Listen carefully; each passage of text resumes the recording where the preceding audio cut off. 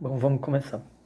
Eu queria falar para vocês sobre aquele texto que eu coloquei na semana passada para compensar a falta, né, que eu estava no seminário de História, que foi a semana toda, né, que foi promovido pela GRE, sobre as fases da industrialização no Brasil. E vocês sabem que o Brasil foi território colonial de Portugal, né? Durante esse período colonial, de 1500 até mais ou menos 1800, aqui no Brasil era proibido ter qualquer atividade manufatureira ou de indústria, né, como se pode falar também. Dona Maria I, que era a rainha de Portugal na época, ela baixou um decreto real proibindo qualquer tipo de atividade manufatureira aqui no Brasil. Então, todas as mercadorias que fossem resultado de trabalho manufatureiro, quer dizer, trabalho feito com as mãos, como os fabricos hoje, aqui em Caruaru, ou industrializado, mercadoria industrializada, tinha que vir para o Brasil através de Portugal. Portugal seria o atravessador dessas mercadorias. Não poderia ser produzido aqui na colônia. Então era proibido, terminantemente proibido. Os engenhos que foram instalados aqui no Brasil, né, os engenhos de moagem de cana para fazer o açúcar, aguardente, melaço, etc., não eram consideradas atividades industriais porque a mão de obra que era utilizada aqui era escravizada. Então, quem movimentava os moinhos dos engenhos ou eram os homens escravizados ou eram animais de tração que eram utilizados para fazer rodar a roda do moinho.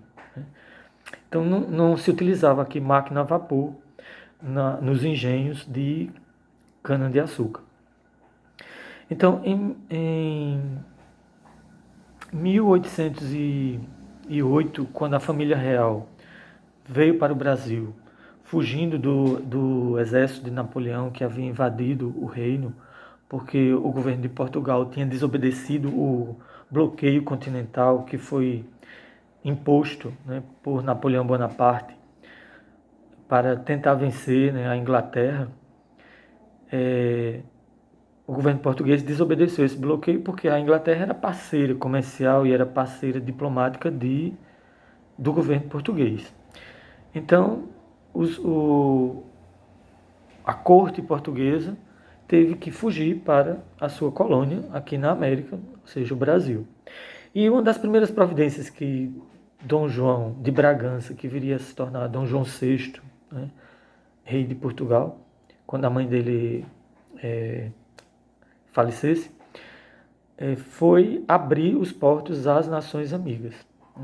Então, todas as nações, todos os países puderam comercializar livremente e diretamente com o Brasil. E os comerciantes que moravam aqui no Brasil poderiam comprar e vender também livremente, sem precisar da interferência do governo português e dos comerciantes portugueses.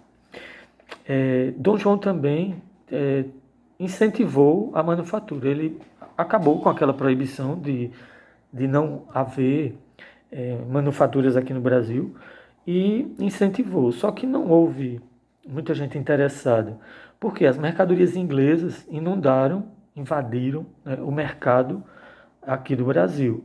Então, tudo, desde linha de costura até máquinas, vinham para aqui para o Brasil da Inglaterra. Né? Tudo. Aqui a nossa Caruá, todas as máquinas da antiga fábrica de Caruaru, está ali no museu, todas elas são inglesas. Né? Os móveis são ingleses. Então, veio muita coisa para o Brasil, manufaturada ou industrializada da Inglaterra. Né? Então, não tinha a possibilidade de um empreendedor brasileiro concorrer com os produtos ingleses. Né? Alguns tentaram, né? Mas não houve muito interesse. Né? Eles se acomodaram, a gente pode dizer assim, né? Com os produtos importados da Inglaterra.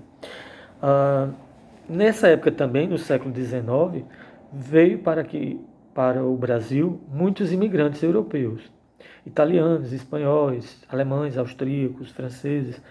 E esse pessoal, ele saiu da Europa buscando uma melhor qualidade de vida.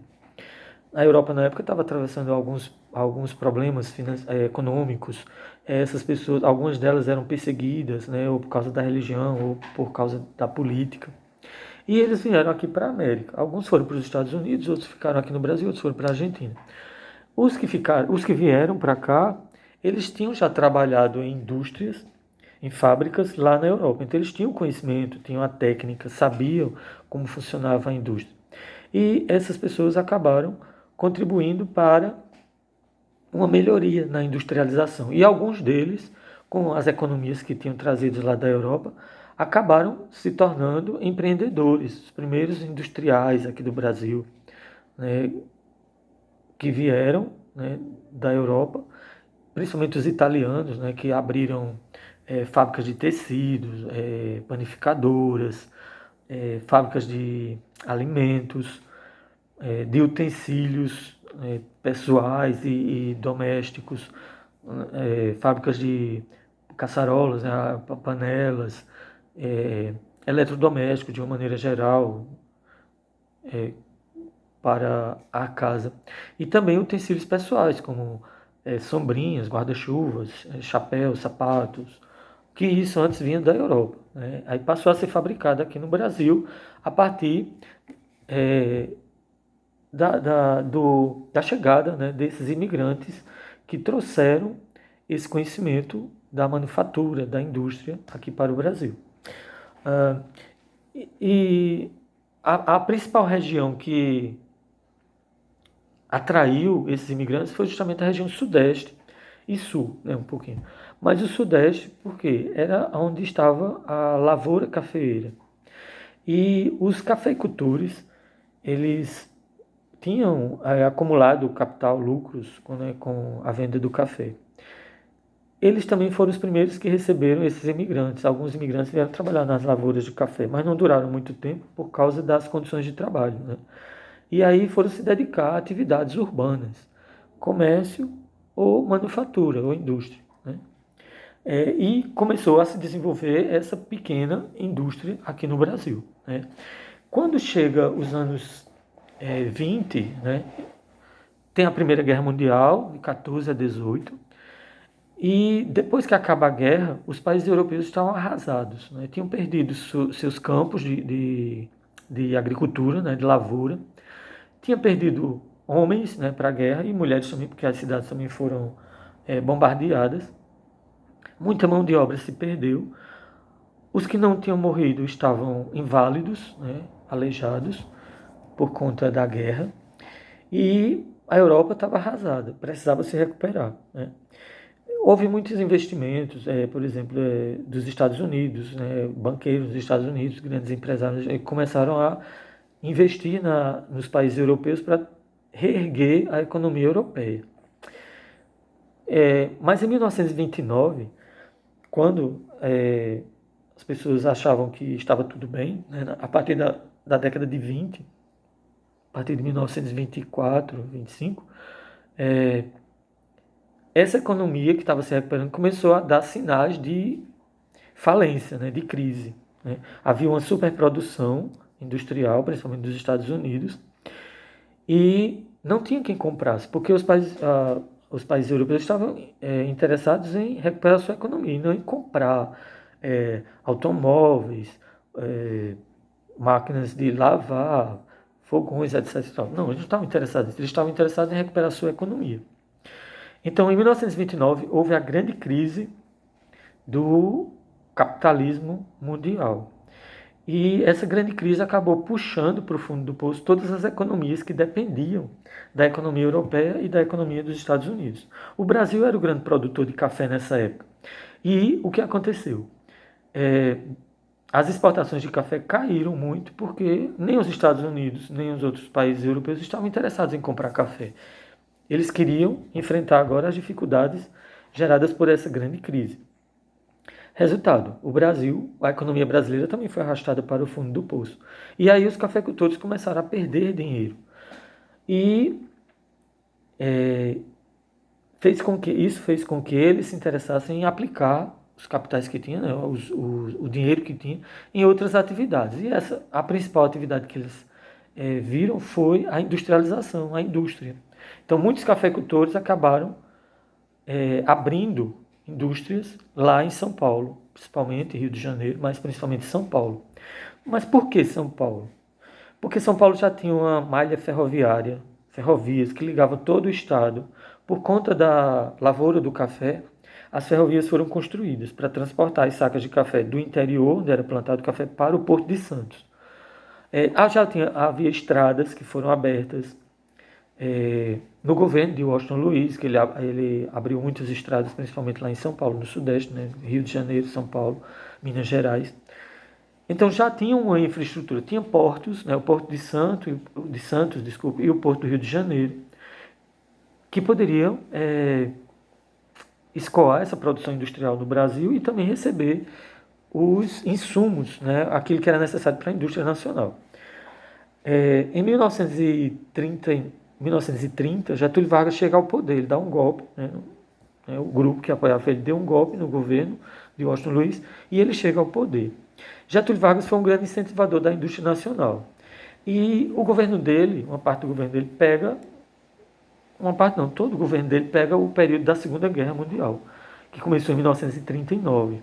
Então Getúlio, ele se torna um ditador, né, porque ele governa de 30 até 45. Tem um período aí de 37 a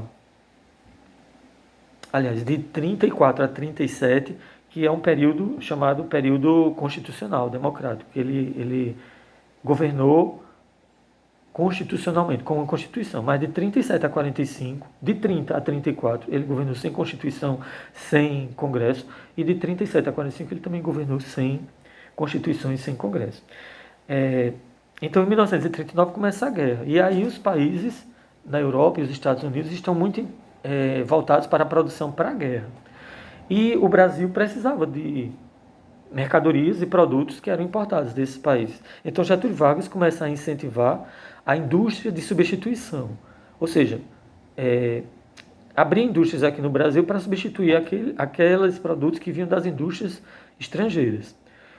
Ele também contribuiu para a construção de hidrelétricas, que era para fornecer energia para as indústrias, já que não havia tanta disponibilidade de energia elétrica no Brasil e a indústria precisa. Ele foi quem mandou construir as primeiras siderúrgicas, metalúrgicas, né? A siderúrgica que transforma o ferro em aço para a indústria, as metalúrgicas que fabricam componentes, peças, né, para a indústria. Então ele foi um grande incentivador, né?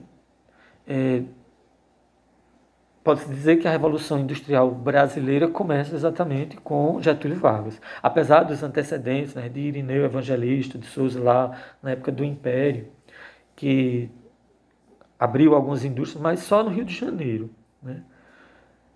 E infelizmente, né, ele acabou falindo. Ele é considerado um grande empreendedor brasileiro, da indústria brasileira, mas não contou com o apoio do governo imperial na época. E nessa época também, de Getúlio Vargas, começa também a abrir as mineradoras. Justamente porque a indústria precisa de minério de ferro para transformar em aço nas siderúrgicas, a bauxita, por exemplo, também para o alumínio, que também é necessário para a indústria precisa, né? E outros minérios, né, que eram utilizados para a indústria. Então as grandes mineradoras começaram a surgir na época de Getúlio Vargas, nessa época.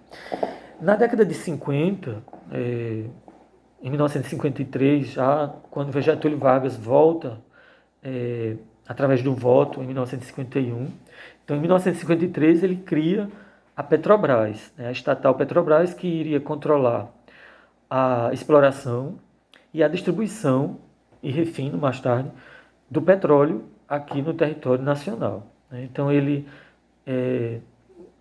cria a Petrobras para proteger a nossa riqueza, né, do solo, que é o petróleo. Proteger de quem? Das grandes empresas estrangeiras, como a Shell, a Texaco, que queriam explorar essa riqueza aqui no Brasil e não deixar nada aqui, né? Queria levar só para eles. E Getúlio Vargas diz, não, a Petrobras é quem vai ser exclusiva, é a única empresa que pode explorar o petróleo aqui no Brasil e distribuí-lo. Só que hoje não é mais assim, né? Ela não tem mais essa exclusividade. Mas foi criado justamente nesse período de Getúlio Vargas e isso também é, desenvolveu bastante a indústria química, né, aqui no Brasil, com a extração de petróleo. Então, mais tarde, refinarias surgiram, né, petroquímicas, né, e chegando o governo de de Juscelino Kubitschek, o JK, ele também é considerado um grande desenvolvimentista. Diferentemente de Getúlio Vargas, que era nacionalista, Juscelino ele abre a economia brasileira para o capital estrangeiro e para as multinacionais que quisessem se instalar aqui. Então é nessa época, a partir de 56, que as montadoras de veículos como a Volkswagen, Ford, Mercedes, se instalam aqui no Brasil, né, no Sudeste, né, lá em São Paulo, e passam a produzir veículos. Então, a gente percebe nesse momento da industrialização brasileira, a industrialização que é financiada pelo capital estrangeiro, ou então a própria multinacional, a própria empresa, vem se instalar aqui. E isso acabou com a indústria automobilística nacional. O Brasil possuía uma fábrica de caminhões, caminhão tipo Scania, né, um caminhão de força mesmo, caminhão grandão, que era a Fábrica Nacional de Motores, a FNM. E essa fábrica incomodou a Ford quando ela veio para cá. E a Ford, como é uma grande empresa, já era uma grande empresa, né, mundialmente já conhecida, ela trouxe os caminhões dela para cá, para o Brasil, e vendeu a preço bem baixo, que a FNM não conseguia cobrir esse preço. Resultado, a FNM acaba enfrentando dificuldades financeiras e a Ford oferece para se comprar, para comprar a FNM. Então a FNM é vendida à Ford por preço de banana, né, e o Brasil perde, né, a possibilidade de ter uma indústria automobilística, né. A partir daí, só nos anos 70, com o João Gurgel, que abriu uma fábrica pequenininha de automóveis. Esses automóveis eram de fibra de vidro, mas não utilizavam um motor nacional, ele utilizava o motor da Volkswagen. Então, todas as fábricas de automóveis que temos aqui são montadoras de multinacionais, né? Não tem nenhuma aqui que seja brasileira. E essa invasão começou justamente no governo de Juscelino Kubitschek, a partir de 1956. Abrindo o mercado brasileiro, a economia brasileira para o capital estrangeiro, ele também dificultou, o governo, né, de Juscelino dificultou a vida dos industriais brasileiros, porque muitas outras indústrias de outras áreas acabaram perdendo mercado para a concorrência estrangeira, né, que queria, né, a fatia ou o mercado todo, né, consumidor do Brasil, e acabou incorporando essas fábricas e pequenas indústrias nacionais. Então, o Sudeste continuou sendo o centro, o polo industrial, principalmente São Paulo, mas Rio de Janeiro e Minas Gerais também, por conta daquilo que eu já falei, né, toda a estrutura que já havia de estradas, de portos. Sim, Juscelino também modernizou portos e aeroportos para criar aqui no Brasil uma estrutura portuária, né, para receber mercadorias e também turistas, né, pessoas que viessem para o Brasil. Ele também pensou, né, e realizou a construção da capital, né, Brasília, lá no Planalto Central. Transfere do Rio de Janeiro, né, em 1961, transfere Brasília para o Planalto Central, Brasília, interiorizando o poder, né?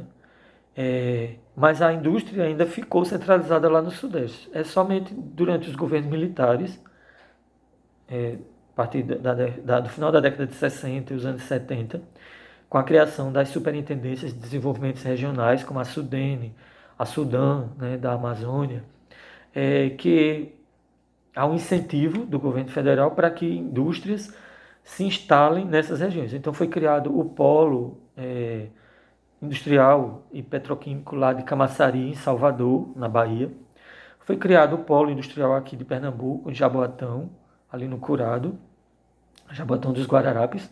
Foi criado outro polo industrial lá em Fortaleza e o de Manaus, a Zona Franca de Manaus, para descentralizar a atividade industrial, né, ou seja, tirar somente do Sudeste e espalhar pelo restante do país.